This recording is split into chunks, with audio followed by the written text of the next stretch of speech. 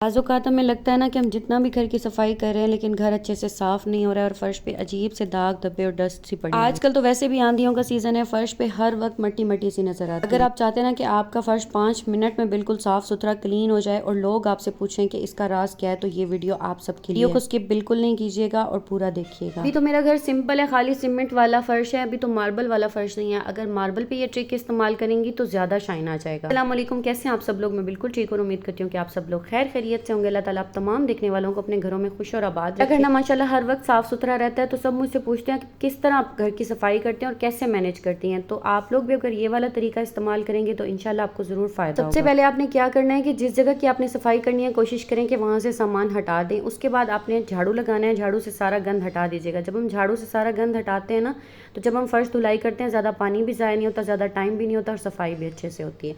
उसके बाद सिंपल आपने फ़र्श पे थोड़ा सा सर्फ डालना है और ये वाला ब्रश इस्तेमाल करके ना अच्छे से फ़र्श पे लगाना है। आजकल तो ये वाले ब्रश आम तौर पे $1 पे भी मिल जाते हैं और बहुत ही कम प्राइसेस में मिल जाते हैं। ये वाला ब्रश आपने अच्छे से लगा देना है और अगर आपके घर में मार्बल है ना, तो आपने शैम्पू का भी इस्तेमाल ज़रूर करना है। थोड़ी सी शैम्पू भी डाल दीजिएगा।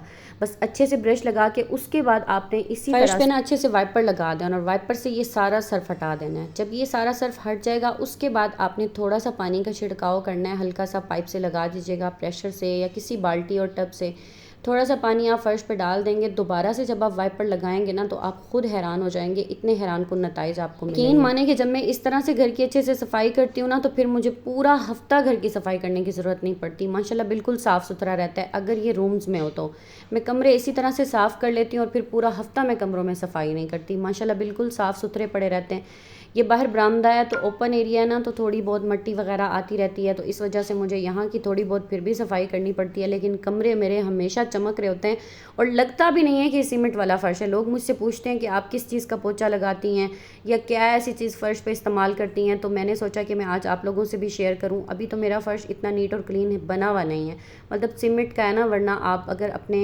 अल्लाह ताला सबको अपने घरों में खुश रखे, अल्लाह ताला सबको अच्छे से अच्छे घर अता करे इस आर्जी दुनिया में रहने के लिए।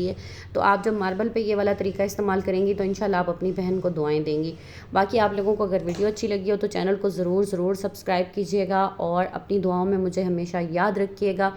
और शाम का वक्त था, बस मैंने घर की सफाई की, बच्चे मेरे साथ हेल्प कर रहे थे। उसके बाद मैंने बाहर चारपाइयाँ वगैरह रखी, क्योंकि शाम को हम लोग बाहर बैठते हैं, खाना वाना खाते हैं। उसके बाद हम दोबारा जाके बरामदे में जो है ना वो सो जाते हैं। अगली वीडियो में, तब तक के लिए अल्लाह हाफिज़, बाय बाय।